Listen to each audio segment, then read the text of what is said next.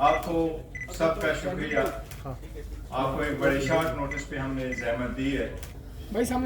आज जिस तरफ हम आपकी सबकी तवज्जो मबजूल करवाना चाह रहे हैं और जिस मकसद के लिए आपको बुलाया है, वो गुज़श्ता 2 दिन से जिस तरीके से सियासी रहनुमाओं ने, जो ख़ानदानी सियासी रहनुमा है, जो अपने पार्टी पे काबिज है, उन्होंने गुज़श्ता 2 दिनों में ख़ासकर कल से जिस तरीके से हाई कोर्ट पे वो हमलावर हुए हैं और जिस तरीके से इन्होंने हाई कोर्ट के डिसीजन को क्रिटिसाइज किया है, हम उसकी शदीद मजम्मत करते हैं।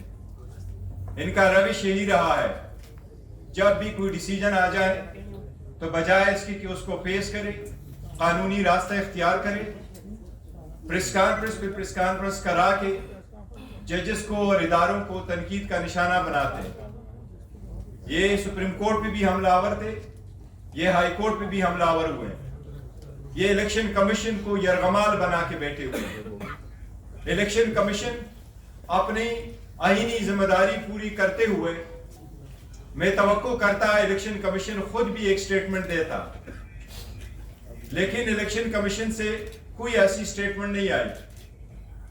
जितने लोगों ने, सियासी रहनुमाओं ने हाई कोर्ट के डिसीजन को क्रिटिसाइज किया है, सबसे पहले आपको बताएं, पाकिस्तान के 175 पॉलिटिकल पार्टीज में से कभी किसी ने इलेक्शन इसी तरीके से ट्रांसपेरेंट मैनर में नहीं किए जिस तरीके से पीटीआई ने करवाए।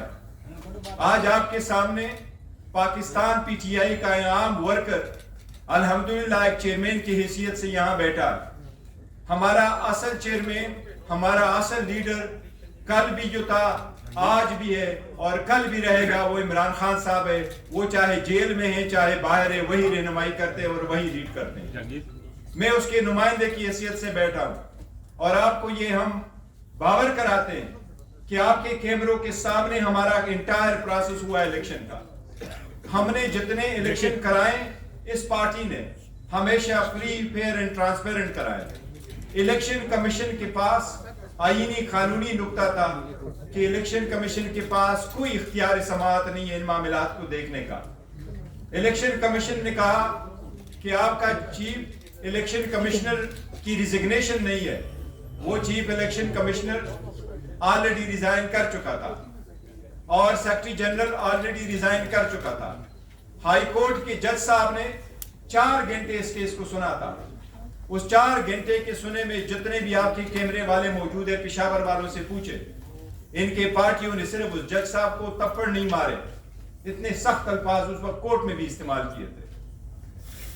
इन सारे सियासी रहनुमाओं को, ये जो रेमनेंट पीडीएम के हैं, इनको अच्छी तरह नजर आया कि 8 तारीख को इनके पल्ले कुछ भी नहीं बचना। ये अपने अपनी सीट आप हारेंगे इंशाअल्लाह ताला अगर election free, fair and transparent हुए। इनको इनका पता है, इसलिए इनकी सिर्फ ये कोशिश है कि पीटीआई के पास बल्ला ही ना रहे। और हमें उम्मीद है इंशाअल्लाह ताला ये सिर्फ पीटीआई का निशान नहीं है, ये पाकिस्तान के 25 करोड़ अवाम में से 70% अवाम की उमंगों की निशानी है। ये अवाम की बुनियादी हक है कि इसके मुताबिक इलेक्शन करे। सुप्रीम कोर्ट ये कानून मौलाना मौदूदी के केस में 1964 में सेटल कर चुकी है, बेनजीर के केस में सिंबल वाले में 89 में सेटल कर चुकी है कि किसी पार्टी से सिंबल लेना इस बात का मुतरादिफ है कि आपने उस पार्टी को डिसॉल्व किया है। और ये इख्तियार सिर्फ सुप्रीम कोर्ट के पास आर्टिकल 17 में मौजूद है, किसी और के पास ये इख्तियार नहीं है। कल आपने देखा है पे दर पे प्रेस कॉन्फ्रेंसेस हुई है, बाप बेटी भांजा भतीजा सारे लगे हुए हैं। इनका सब मकसद यही है कि पीटीआई के पास कोई निशानी न रहे। हम पहले दिन से कहते चले आ रहे हैं कि ये वो है जो हॉर्स ट्रेडिंग को बड़ा पसंद करते थे और वो हॉर्स ट्रेडिंग में पैदा बड़े हुए हैं। यही तो है जो सुप्रीम कोर्ट ने, जब हुकूमतें डिसॉल्व होती थी, असम्बलियों के केस सुप्रीम कोर्ट के पास जाते थे, सुप्रीम कोर्ट बारहा कह चुकी थी कि कोई ऐसा निजाम वज़ा करे जिसमें हॉर्स ट्रेडिंग रोके।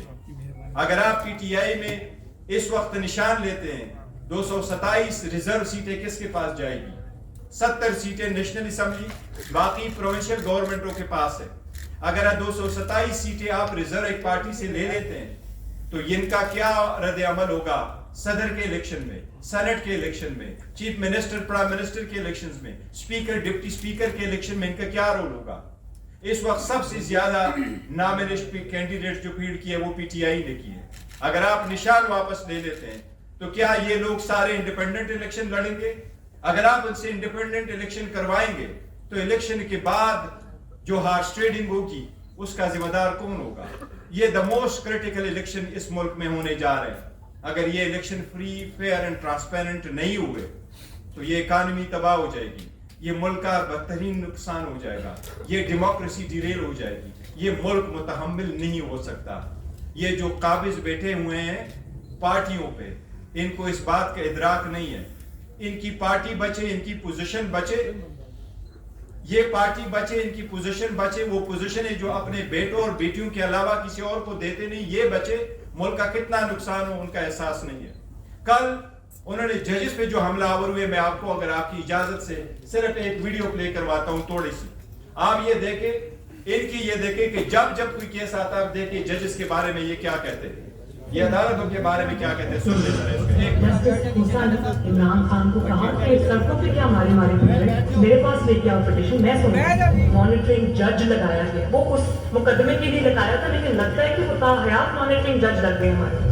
तहरीक इंसाफ सुप्रीम कोर्ट की रजिस्ट्री में दरखास्त लेकर गई। छुट्टी के दिन रात को रजिस्ट्रार घर से भागा आया, उसने कहा जी पिटीशन किधर है? तहरीक इंसाफ के लोगों ने कहा कि पिटीशन तो अभी तैयार नहीं हुई। उसने कहा हम यहाँ बैठे हैं, आप पिटीशन तैयार करो। इसी अदालत ने सदाकत और अमानत का सर्टिफिकेट दिया। कहाँ है आज को सदाकत और अमानत का सर्टिफिकेट देने वाला? चेहरा दिखाने के काबिल नहीं है किसी को।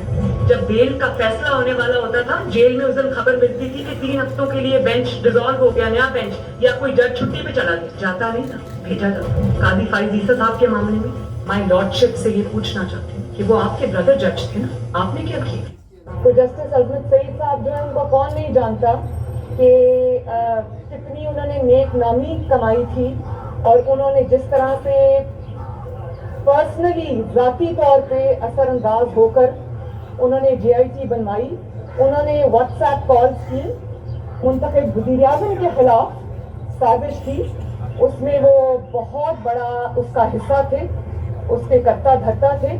मार्शल लॉ नहीं लगाते तो आपके कमबख्तों ने जुडिशल मार्शल लॉ लगा दिया है कि आज मुल्क जिस इंतशार की लपेट में आया हुआ है, मुल्क ने जो क्राइसिस जन्म लिया है, वो ज़मान पाक से कम और उमर अता बंदियाल की कुर्सी से ज्यादा जन्म लिया है। साकिब निसार को तो पूरी कौम जानती है, लेकिन आपका साकिब निसार से बड़ा मुजरिम जो छुप के घर में बैठा, उसका नाम है जस्टिस आसिफ सईद खोसा, और मज़ाहिर अली नकवी, जिसके खिलाफ गबन का, करप्शन का रेफरेंस गया हुआ है, लेकिन उस पे सांप बन के बैठे। शर्म करो उमर अता बंदियाल, शर्म करो। जिन्होंने एहतसाब को इंतकाम बनाया, उस एहतसाब का भी एहतसाब होता है। वो कौन से लोग हैं भाई नवाज शरीफ को जिन्होंने नाइल किया है? इनका हिसाब होना चाहिए या नहीं होना चाहिए? मुंसिफों से जिन्होंने नाइंसाफी की, और जब सवाल पूछा जाए तो कहीं ने अदालत के पीछे छुप जाए। हमारे खिलाफ इस तरह के फैसले नहीं, और हम सर तस्लीम कर रहे हैं। नवाज शरीफ इस वक्त 5 लोगों ने नवाज शरीफ को रुस्वा करके उस दफ्तर से बाहर निकल दिया। हर केस जिसमें इमरान खान का फायदा और नुकसान हो, वो 3 आदमी सुनने के बता कोई नहीं है पाकिस्तान में। यहाँ पिशावर में सारे फैसले एक ही जज करेगा, जैसे लगता है कि उसका जज नहीं है, उसकी पार्टी का रुकन हो। मौजूदा बेंच है, उसमें जो मुअज़्ज़ज़ जज साहबान बैठे हैं, उन जज साहबान का हमारे मतलब जो उनके क्या हालात हैं, उनसे भी कोई ना वाकिफ नहीं है, ना हम ना वाकिफ हैं। और उसके बाद हर वो केस जिसका फैसला हमारे खिलाफ आना हो, उस बेंच का जो है वो वही हिस्सा होते हैं। जब बेंच बना तब से लेकर आज तक के फैसले तक इंसाफ होता हुआ नजर नहीं आ रहा था। अपने एक शख्स की वजह से आज आइन की तशरीह को में फर्क डाला जा रहा है, अपनी मर्जी से आइन की तशरीह की जा रही है। फुल कोर्ट इसलिए नहीं बनाया गया कि अगर फुल कोर्ट बन जाती तो आज का फैसला मुख्तलिफ होता।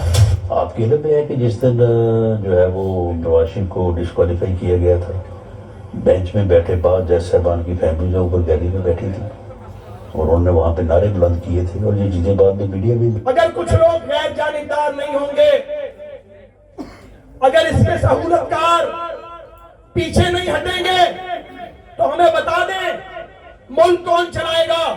हमारे वजीराबाद के केस में एक लड़का, वो गरीब है, सिर्फ उसका ये कसूर है, 2 महीने उसको हफ्से बेटा में रखा गया, अब गिरफ्तारी डाली है हफ्ता पहले।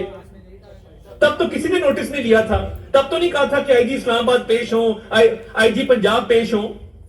तब कौन सी क़यामत आ गई है कि दोनों आईजी को तलब कर लिया गया। तो अदालतों में बैठे लोग क्या गुल खिला रहे हैं, क्या तमाशा कर रहे हैं, ये है राष्ट्रीय दहशतगर्दी जिसको छुपाया जा रहा है।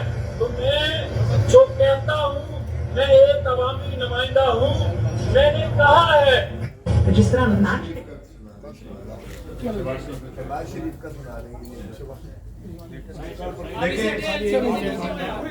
ये आपने उनको देखा है, हम अदलिया से इल्तिमास करते हैं कि अगर ऐसे हमले किए जाएंगे तो वक्त से पहले इसका तदारुक किया जाए। तदारुक नहीं होगी, इलेक्शन करीब तर आता जाएगा तो अवाम किस तरफ चल पड़ेगी। हमारी सारी अवाम से उम्मीद दरख्वास्त है कि पुरअमन रहे, लेकिन अगर ऐसे इक़दामात न किए गए तो मुल्क किस तरफ चल पड़ेगा। क्या तीसरी क़ुव्वतों को आने की इजाज़त दी जा रही है? क्या ये बेहतर नहीं है कि अदलिया इन सब चीज़ों का तदारुक करे? क्या ये बेहतर नहीं है कि अदलिया इस मसले को देखे? कल आपने देखा है, ये 2 दिनों में हमने अभी 2 पिटीशनें फाइल की इलेक्शन कमीशन में। इलेक्शन कमीशन जब अडियाला जेल आया था तो मैंने पर्सनली जज साहिबान से रिक्वेस्ट की है कि आप उनको सीरियसली देखें, बजाय इसके कि आप अडियाला जेल आ जाएं। आप इंडियन इलेक्शन कमीशन के पैरवी करते हुए, उनसे उनके तकाबुल करते हुए आप काइंडली ग्राउंड पे रहें। आपके सामने ये पिटीशन हम फाइल कर चुके हैं। ये 80 से ज्यादा केसेस है जो इलेक्शन के नोटिस में हम लेके आ रहे हैं कि लोगों से किस तरीके से नॉमिनेशन फॉर्म छीने गए या उनके डॉक्यूमेंट्स छीने गए या उनके प्रपोजल सेकेंडर को उठाया गया, और जिनको नहीं उठाया गया, जिनकी स्क्रूटनी हो गई है, उसकी स्क्रूटनी पे ऑर्डर नहीं हुआ। अगर आप औरतों की नॉमिनेशन फॉर्म से क्लेम करते हो, ये भी एक रिक्वायरमेंट है 5% होना। हम अदलिया को अभी से बता रहे हैं कि ये एक बड़ी साजिश हो रही है। इतनी बड़ी पार्टी को पॉलिटिकल प्रोसेस से निकालना, ये डेमोक्रेसी को डिरेल करने की साजिश होगी। काइंडली इस पे नजर रखें और इसके तरह इक़दामात करें। जिस तरीके से शाह महमूद कुरैशी साहब को रोका गया, जिस तरीके से उसको डील किया गया, जिस तरीके से उसको रात एक ठंडे कमरे में रखा गया, ये सारे इस पॉलिटिकल पार्टी को और इसकी लीडरशिप पे प्रेशर डाले, टेरराइज कराने के लिए सारी एक साजिश हो रही है। अदलिया से हम हमेशा से दरख्वास्त करते रहे कि काइंडली एक ही तरीका हो सकता है, या अवाम खुद करे या अदलिया करेगी। हमारी अवाम से तो उम्मीद है, दरख्वास्त है कि वो पुरअमन रहे, लेकिन इनके बुनियादी हक से महरूम ना करें। इनके बुनियादी हक इस प्रोसेस में पार्टिसिपेट होने के लिए अदलिया से दरख्वास्त है कि इस मसले को देखे। ये बेट का मसला ज़रूरी है, इस इलेक्शन प्रोसेस में पार्टिसिपेट होना ज़रूरी है, इस इलेक्शन प्रोसेस का मुकम्मल होना ज़रूरी है। अगर सुप्रीम कोर्ट ने सुमोटो लिया है और इस बात को वर्सी कर रही है कि इलेक्शन 8 फरवरी हो, तो इसका हर स्टेप उस वक्त तक जब तक सारा final nomination of the return candidate नहीं हुआ हो, इस सब के लिए लाजिम है कि ये सुप्रीम कोर्ट अपने सुपरविजन में देख ले। आप सबका शुक्रिया। कोसा साहब कुछ कहना चाहेंगे? सीट चेंज कर लें सर।